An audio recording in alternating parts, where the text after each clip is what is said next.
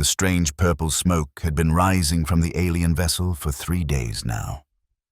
Marvin Hobbs watched it curl into the thin Martian atmosphere from the window of his workshop, wondering why nobody had managed to fix it yet. New Olympus, the largest human colony on Mars, prided itself on hosting the system's finest engineers and technicians. Yet there sat the Draonis ship, its dragon-like wings folded against its iridescent hull, looking more like a wounded mythical beast than an interstellar craft. Marvin turned back to the ancient combustion engine he was refurbishing. As an independent mechanic operating from the colony's outer ring, he rarely got involved with the high-profile alien tech that flowed through New Olympus.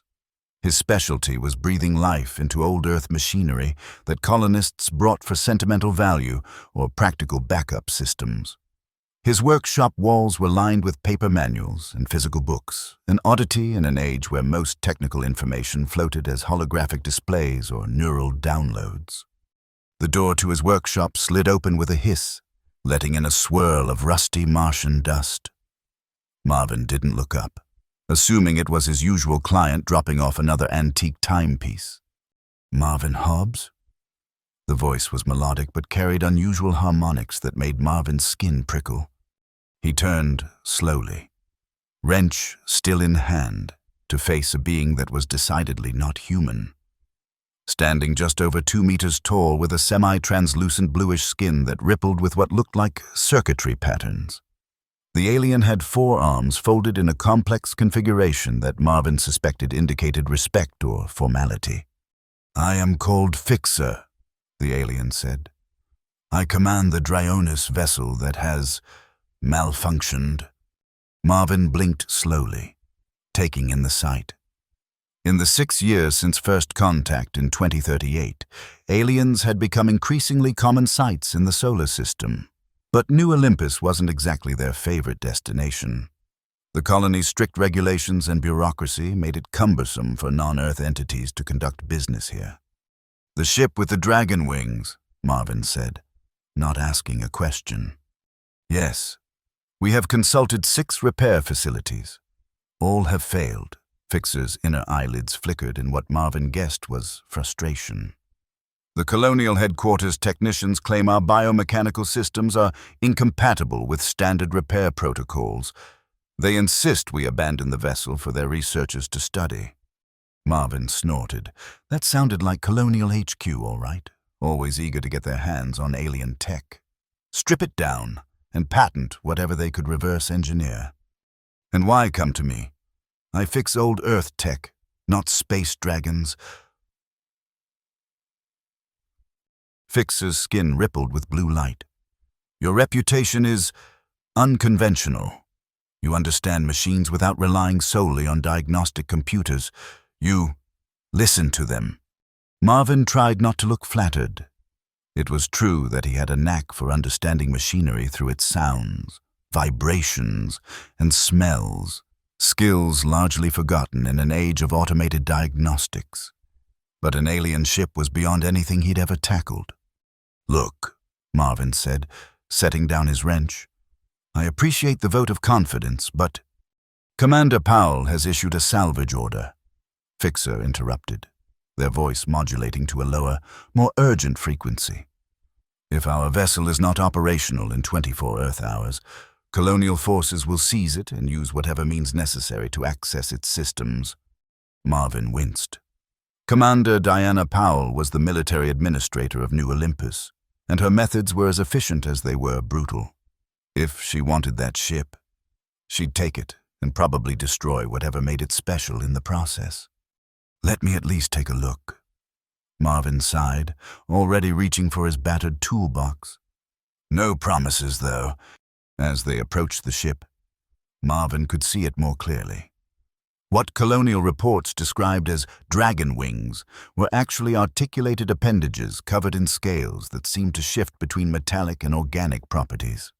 Up close, the purple smoke wasn't smoke at all. It was a fine mist of particles that appeared to be communicating with each other, forming and dissolving patterns in the air.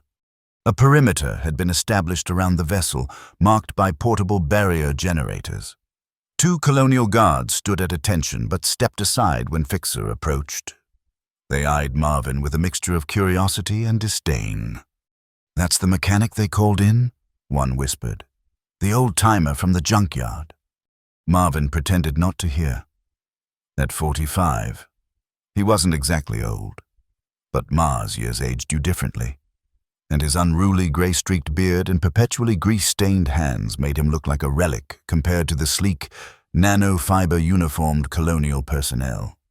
As they passed through the barrier, Marvin felt a strange tingling sensation. The purple particles seemed to take notice of him, swirling more actively. "The ship is aware of us," Fixer explained. "It is evaluating your presence." "The ship is conscious?" Marvin asked, trying to keep the alarm from his voice. "Not as you understand consciousness," Fixer replied. "But yes, the Dryonis vessels are biomechanical symbiotes. They form bonds with their crews and develop preferences." Marvin approached cautiously, setting his toolbox down at what he hoped was a respectful distance. "So what's wrong with it?" Fixer's upper limbs made a gesture that somehow conveyed uncertainty. "The flight capabilities have ceased. The wings will not articulate. The living metal refuses to transition between states. We believe it is stuck in a partial transformation cycle." Marvin nodded, though he understood perhaps half of what Fixer had said. He reached into his toolbox and pulled out a standard diagnostic scanner, one of his few concessions to modern technology. "May I?" he asked, looking at Fixer. The alien nodded, their skin pulsing with what might have been hope. Marvin approached one of the folded wings and gently placed the scanner against its surface. Immediately, the device sparked and went dead in his hand. He dropped it with a curse as the wing trembled slightly. "Yeah, that's about what happened to our advanced systems, too," came a dry voice from behind him. Marvin turned to see a tall woman in a colonial administrator's uniform, her dark hair pulled into a severe bun. "Commander Diana Powell." "Hobbs," she acknowledged with a curt nod. "Didn't expect to see you mixed up in this." "Commander," Marvin replied, equally terse. They had history, none of it particularly pleasant. Powell represented everything Marvin disliked about the colonial system: rigid, protocol-bound, and utterly lacking in imagination. "Just so we're clear," Powell said, addressing both Marvin and Fixer, "that salvage order stands 24 hours, and then this becomes colonial property. For safety reasons, of course." Her smile didn't reach her eyes. After she strode away, Marvin turned back to the ship.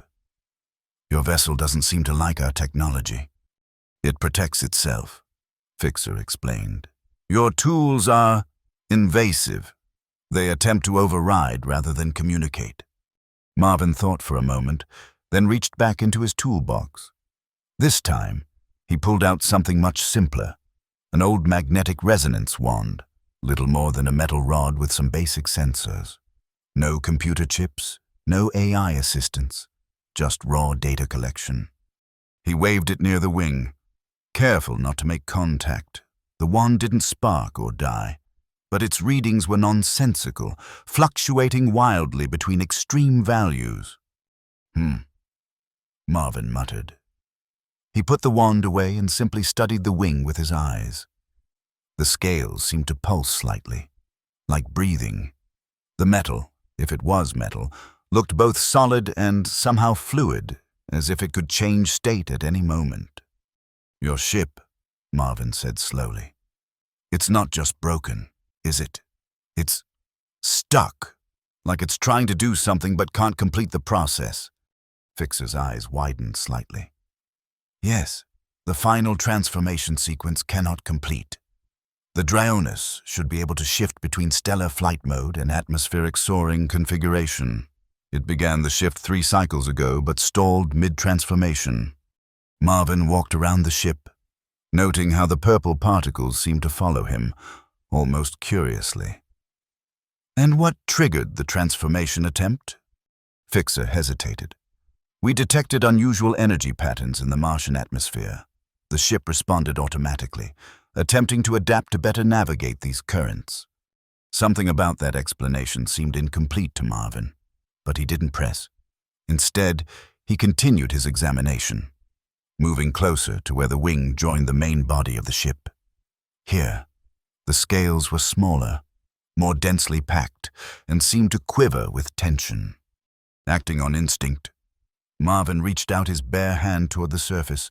Fixer made a sound of alarm. "Direct contact is not recommended. The defensive responses could—" But Marvin's fingers had already brushed against the scales. Instead of a shock or pain, he felt a gentle vibration, almost like a purr.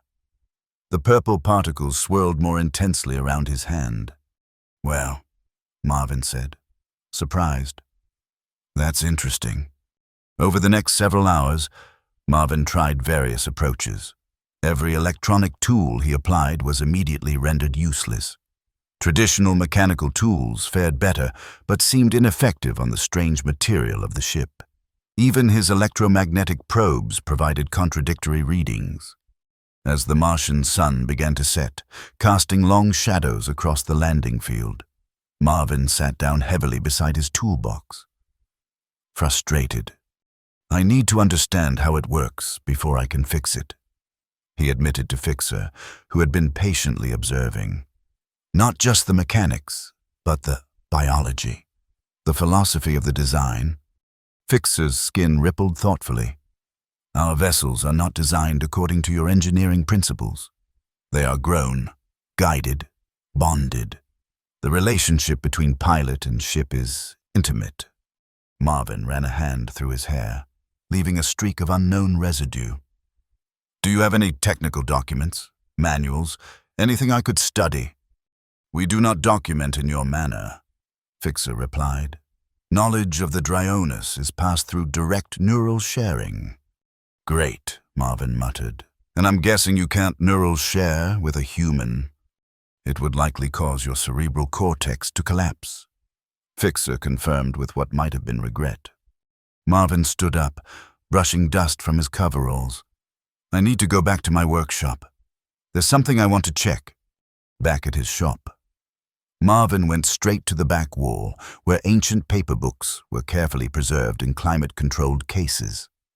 Most colonial residents found his collection quaint at best, archaic and wasteful at worst. But Marvin had always believed that some knowledge was too valuable to exist only in digital form. He pulled out a volume bound in synthetic leather, its pages yellowed with age despite the preservation efforts. "Principles of Xenobiology," the title read. "Theoretical Approaches to Non-Earth Life Systems."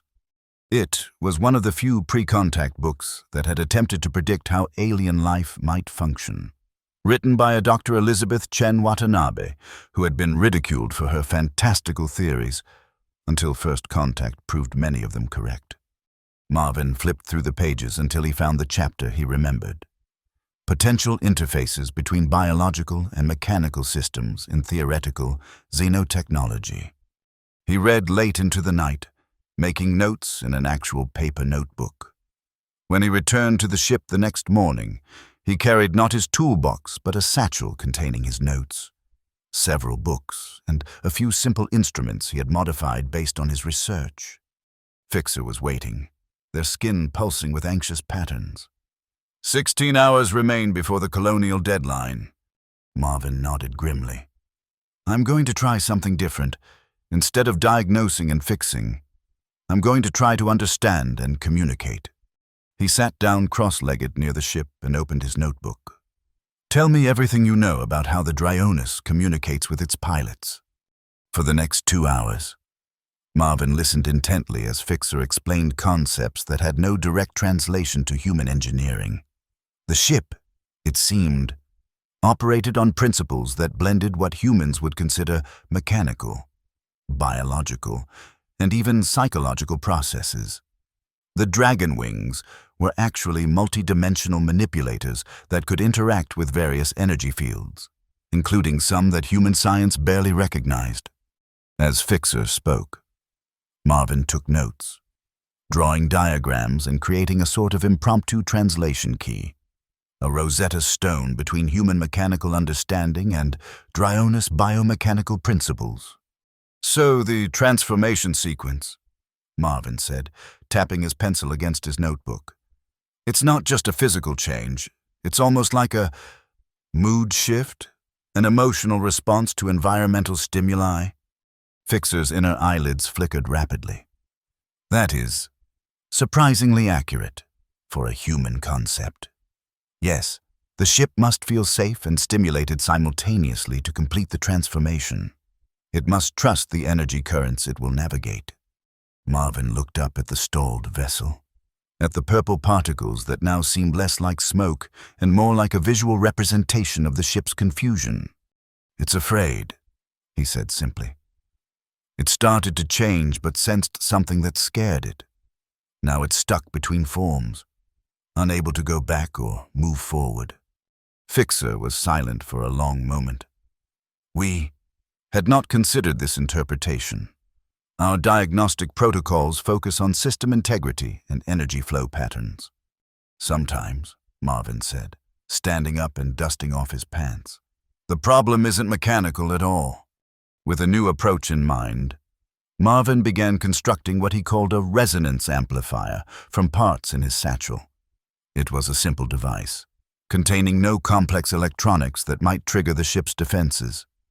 Instead, it used principles of acoustics and electromagnetic harmony to create patterns that, according to his understanding of Fixer's explanations, might speak to the ship in a language it could understand.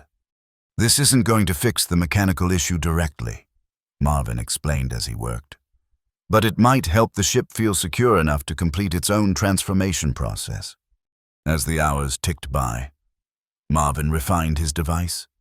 Testing different frequencies and patterns, the purple particles responded differently to each adjustment, sometimes drawing closer, sometimes retreating. He took careful notes on each reaction. With just 5 hours remaining before Powell's deadline, Marvin finally had a configuration that caused the particles to form a stable, spiral pattern around his device. The wing nearest to him trembled slightly, its scales shifting in a wave-like motion. "I think we're getting somewhere," Marvin said, excitement creeping into his voice. "The ship is responding to the harmonic patterns." Fixer moved closer, their 4 arms making adjustments to their own communication device. "I will attempt to synchronize our pilot interface with your resonance patterns." Together, they created a feedback loop, Marvin's device producing harmonic patterns that the ship seemed to find soothing, while Fixer's interface translated these patterns into the more complex signals that would normally come from a pilot.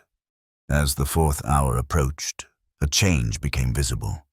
The scales along the wings began to flex more fluidly, the strange material shifting from solid to something more gel-like before re-solidifying in slightly different configurations. The purple particles swirled faster, forming more complex patterns. "It's working," Marvin breathed. "The transformation process is restarting." But their progress didn't go unnoticed. Colonial security personnel began to gather at the perimeter, and Marvin spotted Commander Powell approaching with a determined stride. "Looks like our time just ran out," Marvin muttered. "We are close," Fixer said urgently. "The resonance patterns are stabilizing the transitional matrix. If we can maintain this configuration for approximately 20 more minutes, the ship may complete the transformation on its own." Marvin glanced at the approaching Powell and made a quick decision. He adjusted his device to produce a broader field effect, one that created a temporary ionic disturbance in the air around the ship. To human eyes, it would look like a sudden increase in the purple smoke, obscuring clear view of the vessel. Powell halted at the edge of this phenomenon, her face tight with suspicion.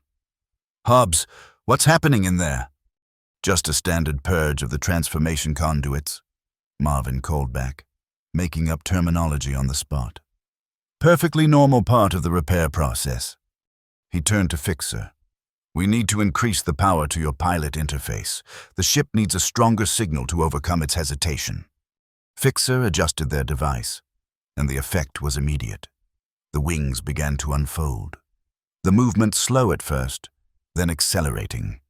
The scales rippled with waves of color, shifting from metallic bronze to a living, fiery red. "Everyone stand back," Marvin shouted. Not just for show, the wings were now extending to their full span, at least 30 meters across, creating powerful downdrafts that kicked up clouds of Martian dust. As the colonial security personnel scrambled back, the transformation accelerated. The ship's entire hull began to shift, plates of living metal flowing like liquid, then resolidifying in new configurations. The dragon aspect became more pronounced, the front of the vessel elongating into a serpentine neck, the rear developing articulated segments like a tail. "It's actually becoming a dragon," Marvin said in awe. "The atmospheric soaring configuration," Fixer confirmed, their voice carrying harmonic overtones of excitement. "It allows for optimal navigation of planetary weather systems and energy currents." The transformation completed with a final surge of motion. Where the stalled vessel had sat was now a sleek, dragon-like craft, its wings fully extended and quivering with potential energy. The purple particles had been absorbed back into the ship's systems, replaced by a subtle glow that pulsed along the wing edges. Powell and her security team stood transfixed at the barrier's edge, weapons half raised but unused. The transformation had happened too quickly for them to intervene. And now they faced a fully activated alien vessel rather than a disabled one. The ship rose slightly, hovering a few meters above the ground, its wings barely moving yet somehow generating enough lift to counteract Martian gravity. Fixer turned to Marvin, their skin glowing with patterns that conveyed deep satisfaction. "You have done what 6 repair facilities could not. You understood that the ship needed reassurance, not repair." Marvin shrugged, suddenly self-conscious. "I just applied some old principles to a new problem. Sometimes the simplest approach works best." The ship lowered slightly, bringing one of its wing edges near Marvin. A small section of scales shifted, revealing a compartment that hadn't been visible before. Inside was an object that glowed with the same subtle energy as the wing edges. "A gift," Fixer explained. "A resonance crystal from the ship's core. It contains patterns that may be educational for your future work." Marvin carefully took the crystal. It felt warm in his hand, and he could sense subtle vibrations emanating from it, like the ship was communicating directly with him. By now, Powell had recovered her composure and approached the barrier. "I assume this means your vessel is functional again?" she asked Fixer, her tone professionally neutral despite the obvious frustration in her eyes. "Yes," Fixer replied. "We thank New Olympus for its patience and assistance." Powell's gaze shifted to Marvin. "Interesting methods. Hobbs, not exactly standard protocol." "Standard protocol wasn't working," Marvin replied evenly. "Sometimes you need to step back and listen to what the machine is trying to tell you, rather than forcing it to fit your expectations." A flicker of something, perhaps reluctant respect, crossed Powell's face. "Colonial HQ will want a full report on your repair techniques." "I'd be happy to discuss a consulting contract," Marvin said, surprising himself with his boldness. "Special technical advisor for xenotechnology integration, perhaps?" Powell's eyebrows rose, but after a moment, she nodded. "That might be arranged. We could use someone with your unconventional perspective." The ship was now fully hovering, its wings creating gentle ripples in the dusty air. Fixer made a complex gesture toward Marvin that he somehow understood meant profound gratitude. "We must depart," the alien said. "The atmospheric conditions we detected are reaching optimal parameters for our research." "What exactly are you researching?" Marvin couldn't help asking. Fixer's skin rippled with what might have been amusement. "The dust storms of Mars contain patterns similar to ancient communication methods used by our ancestors. We believe they may contain messages, or perhaps just echoes of planetary memories." Before Marvin could ask for clarification, Fixer had climbed aboard the transformed vessel. With a sound like rushing wind through crystal chimes, The dragon ship rose higher, its wings now beating in a hypnotic rhythm that seemed to bend light around them. In moments, it had ascended beyond the thin Martian atmosphere, leaving only swirling dust and a sense of wonder behind. Marvin stood beside Powell, the resonance crystal warm in his pocket. "You know," he said conversationally, "I think this might be the beginning of a whole new approach to interspecies technology sharing." Powell sighed. "Just what I need. More paperwork," but there was a hint of a smile on her face. "Come by HQ tomorrow to discuss that consulting position. And bring your books, the ones on xenobiology. Might be time we updated our technical manuals." As they walked back toward the colony buildings, Marvin glanced back at the landing field. For a moment, he thought he saw patterns in the swirling dust, circular formations and spiral eddies that seemed almost intentional, like the planet itself was trying to communicate. He made a mental note to start studying those patterns. After all, sometimes the most important messages came not from the loudest sources, but from the quietest ones, if you only knew how to listen. In his pocket, the resonance crystal pulsed warmly, as if in agreement. 2 months later, Marvin Hobbs had transformed from an eccentric outlier to one of New Olympus's most valuable technical consultants. His workshop, once relegated to the colony's outskirts, had been expanded and designated the Xenotechnical Integration Center, though Marvin still insisted on keeping his paper books and manual tools alongside the new equipment.